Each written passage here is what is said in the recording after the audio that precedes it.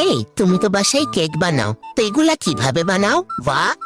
কিভাবে বানাই তোমাকে কেন বলবো ভাই? তুমি কি রেসিপি জানতে চাও? মানে গুরুগুলা এটাও আমার থেকে জিজ্ঞেস করে যে তুমি এটা কিভাবে বানাও, এখানে কি কি দাও, কতটুক দাও।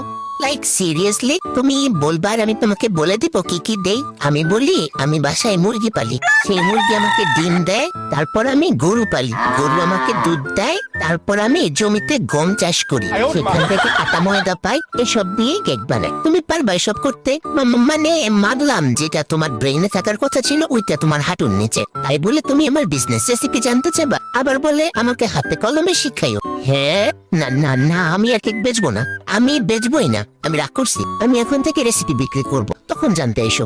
মানে ভাই, হাজার হাজার লাখ লাখ টাকা ইনভেস্ট করলাম আমি, দিনরাত পরিশ্রম করে নিজের একটা রেসিপি ক্রিয়েট করলাম আমি, সেটা দিয়ে বিজনেস করে একটু টাকা পয়সা ইনকাম করতেছি। এখন কি আমি এটা মাগনা মাগনা বলে দিব তোমাকে? আগে আমাকে খাচ্ছি খাওয়াবা, যদি মজা লাগে তাই বলবো। যাও।